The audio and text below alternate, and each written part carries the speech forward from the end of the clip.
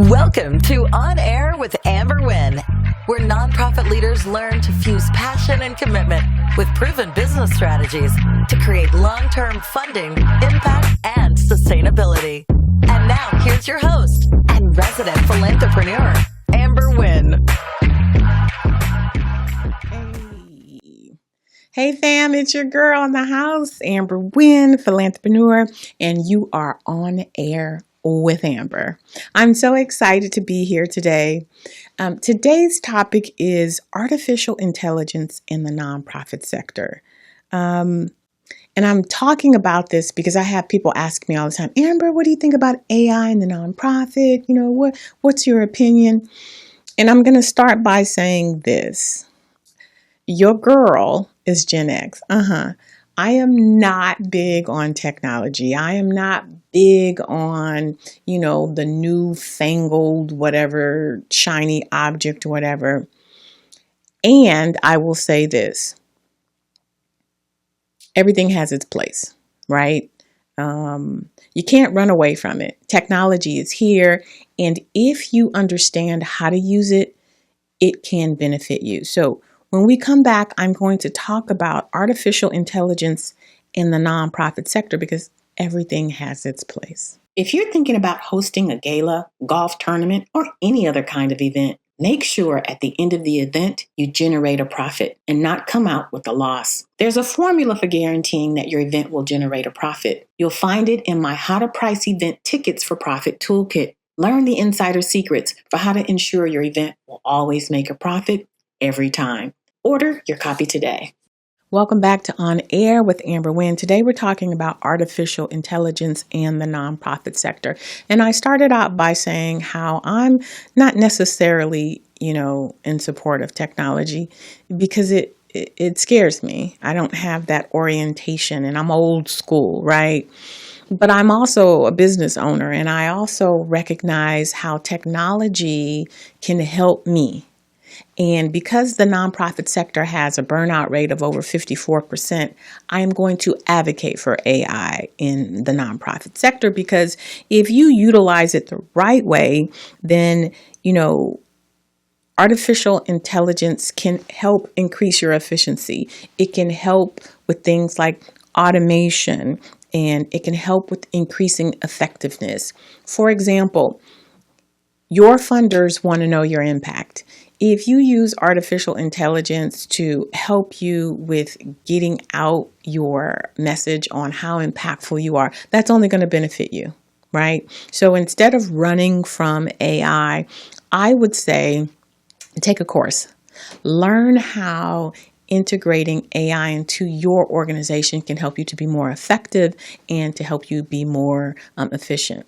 Another place that I would recommend, especially for people who struggle with writing, is with your grant writing, right?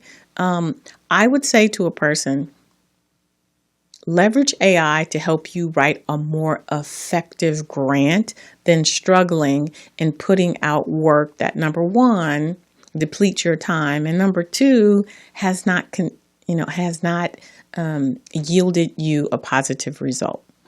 What AI does is it takes from the public information and then it pulls it as a resource. So if it's taking from the public information from winning grants, then you have the opportunity to then use that information to help improve the way that you write your grants. Why wouldn't you? Why would you continue to struggle to write subpar grants when you have a resource out there that can help you to increase revenue to your organization? So what I'm saying is I believe that there is a place for everything.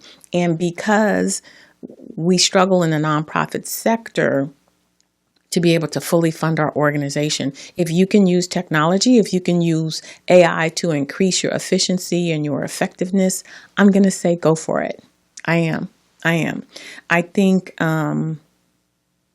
it's important for us to leverage every resource we can in the nonprofit sector because it's so limited and because there's so much work to be done. If this resource, if AI can come in and let's just say, help you to build out a case for support. Maybe you're not the most savvy when it comes to writing. And so let's just say you go into ChatGPT and you say, okay, here are my numbers, here are my goals, here's what I'm trying to accomplish. And you give AI the instruction, please design a comprehensive case for support. You put the information in there, and in 5 minutes or less, you get a comprehensive case for support. Why wouldn't you? That case for support can now be given to multiple funders that then may increase your revenue for your organization. I think a person would be silly not to leverage that. So I know that there are people out there who are saying, oh no, I'll never use AI. AI is the devil. I'm not going to lie. I wasn't necessarily on board with that. But let me tell you how Amber changed her mind. It was crunch time. She had a report to write and her brain was just fried. Like she was like, I'm tired. And so what I did is I opened up ChatGPT and I put in all of my bullet points and I said, create a comprehensive proposal with these headings and da da da da. And it was like, bloop, bloop, bloop, bloop, bloop. And I was like, this is good.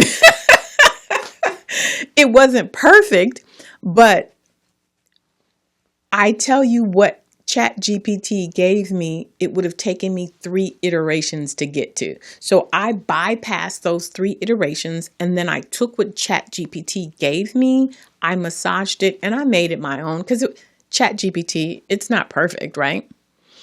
But what I didn't have to do is struggle for those 3 iterations. I went straight to what I would have gotten to. And when I say it saved me probably about 4 hours, baby, what could you do with 4 hours? So this is me as a consultant. Think about all of the things that AI can help you do as a nonprofit. If you need to solicit more individual donors, you can say to ChatGPT, here's the information, create a newsletter.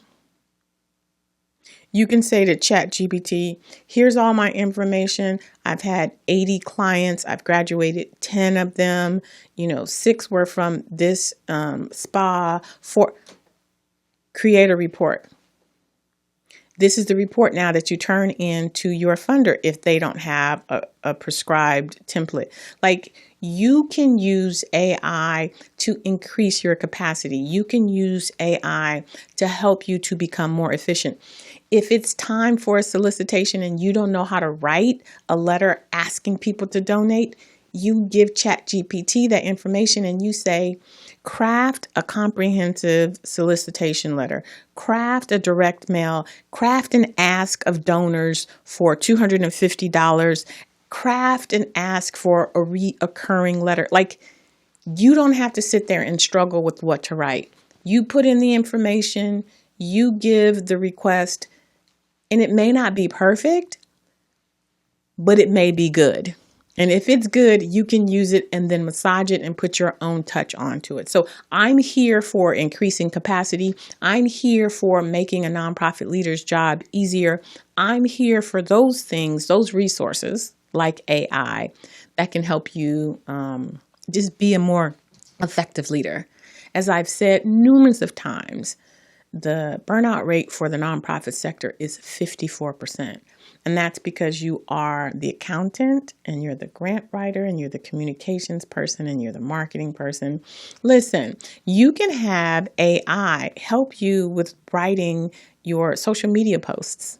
You give it the information, you give it the charge. So yes, I am in full support of artificial intelligence in the nonprofit sector to the degree that it is going to support the most amazing people on the planet doing the work, right? So if you have been adverse in opposition to AI in your nonprofit, I want you to just think about the things that I said. I want you to think about how you can leverage AI to strengthen your nonprofit. And not just strengthen your nonprofit, but help to increase your capacity. Stop burning up your brain cells trying to figure out how to write this and how to write that when you have this resource at your fingertip. That's just my 2 cents. Y'all gonna do what y'all want to do. But I have been asked the question on numerous occasions. And in particular, I think it's because I'm a grant writer. So people are like, well, what do you think about AI, helping people to write grants? I'm here for it. Because here's the other thing. There are some shady people out there calling themselves grant writers. And they're doing exactly what I'm telling you to do. They're going to put it in ChatGPT and then they're going to charge you $3,000 for it. So why don't you just bypass that and why don't you just do it yourself? Right? You say, here are the headings. We've got the executive summary. You give them the information and let them create that for you and save yourself that $3,000. So I'm just saying. Anyways, I am going to get off my soapbox because I can go on and on forever, but you get it, right? There is a place and time for technology and technological advances. And just because we are the nonprofit sector doesn't mean that we shouldn't avail ourselves of those opportunities. So go for it. When we come back, I'm going to answer a question and ask Amber about a for-profit company looking for grants when we come back. Are you struggling to fund your programs? Can't get a grant to save your life? Most consultants will share the what of how to start a nonprofit or how to fundraise. They may even share the why, but they don't share the how because that's where they make their money. Now, I'm not hating, I'm a businesswoman too, but I've been where you are, trying to make the world a better place, struggling to keep the doors open, up to the wee hours of the night, writing grants and doing whatever needed to be done.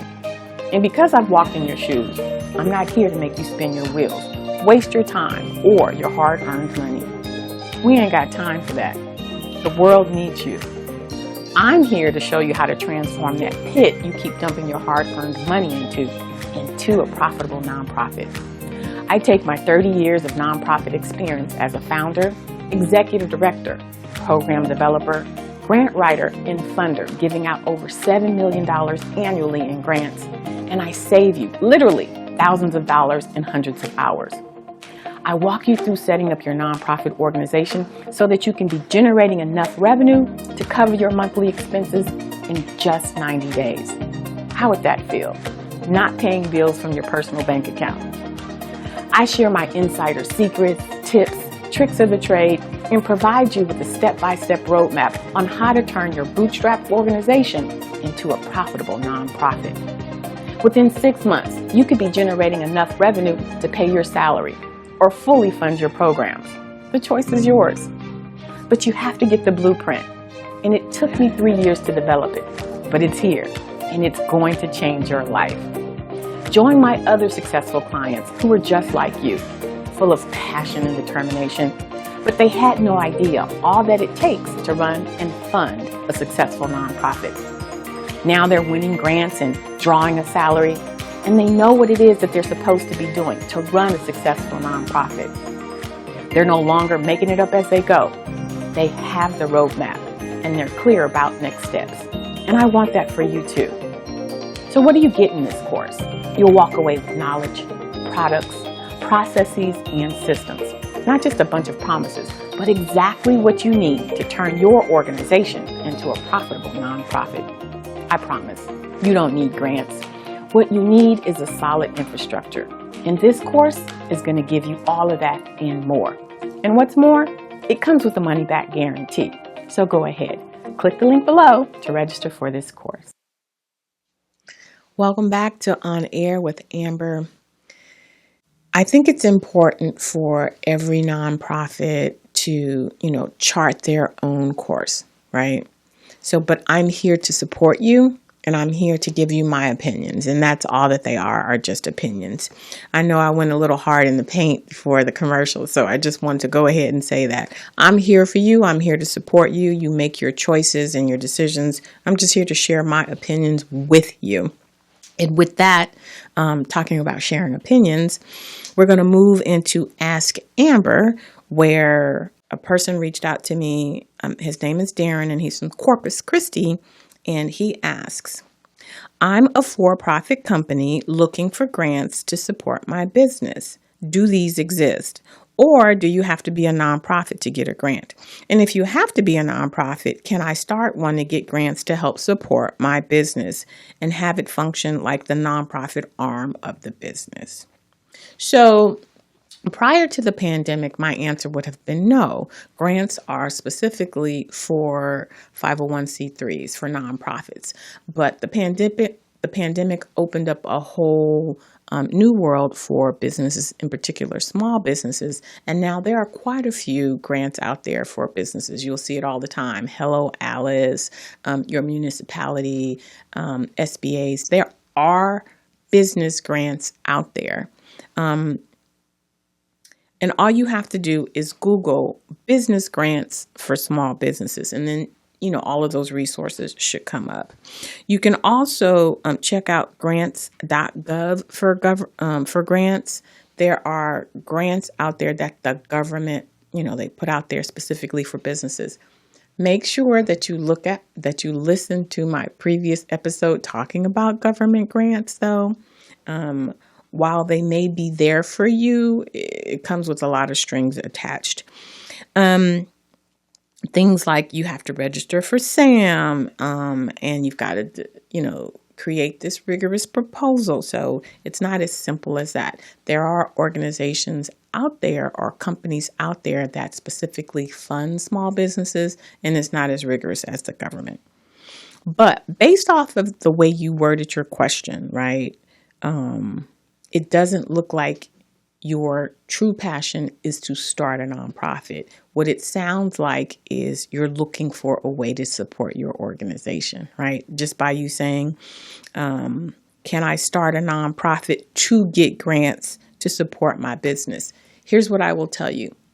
The purpose of a nonprofit is not to benefit one person or an entity.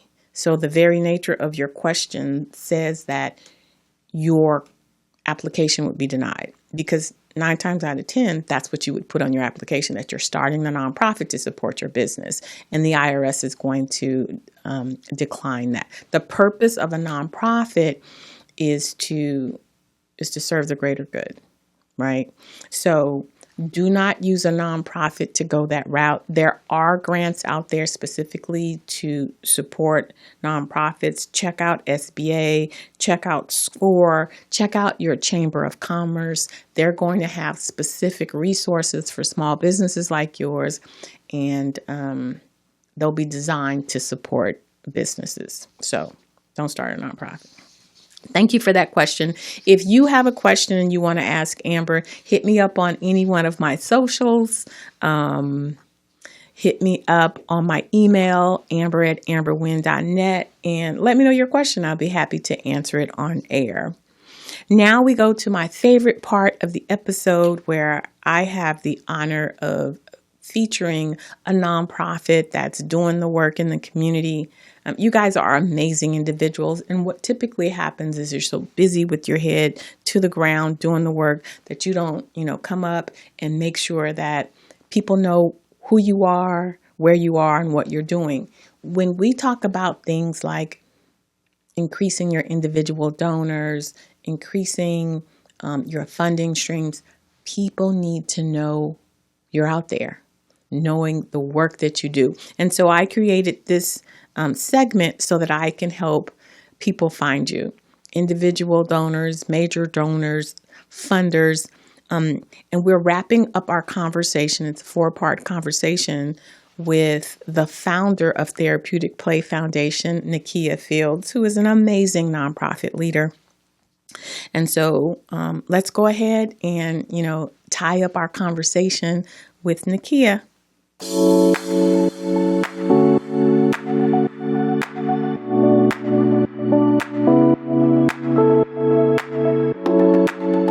Took me a long time to get any dollars. I mean, and I just want to be really transparent, yes, because I do have other leaders here who are listening and be like, oh, she's so lucky. Oh, she just had that skill set. I don't, they might be saying these things. I've heard a lot of things. And I just think that it's been a struggle. The struggle was real. And the struggle was mostly around building. Like it's okay for me as a solo entrepreneur because I have a skill set. I could go run an event. I could facilitate something. I could run a therapy group. I could do individual therapy sessions. You totally could always make an income from something like that. But when it comes to expanding a nonprofit organization with all the rigidity around restricted funding, and remember, my background was for-profit. So when I started to build this within the pandemic, it was from a complete place of ignorance, but I had a lot of confidence because I knew that I knew how to run a business. I wasn't quite sure that I knew how to run a nonprofit. Because they're different. So different. And Amber, the reason why I told you I loved you in the very beginning is because I think between you, I think you were a coach for me with the Tammy Project. Yeah. And then you were a coach for me with the Black Equity Collective. And I think primarily the reason why I was able to even stay running a nonprofit at all, build the coalition that the Black Mental Health Task Force is, and get a state contract was because I had coaching and mentorship from you, from Larisha, from London, from Casey, from Olga. So these are all names of people in these projects they're specific projects that are there to capacity build nonprofits. And these people love us and want us to thrive. So I used the coaching. I listened. I went to the sessions. I learned. I even went off and was like, other people from my team have to go because I can't be the only one understanding all this, learning all of this. So it became a really targeted effort for me to learn and to engage with, like, I was in a whole new graduate program. That's what it felt like for a couple of years through Black Equity Collective and the Tammy Project.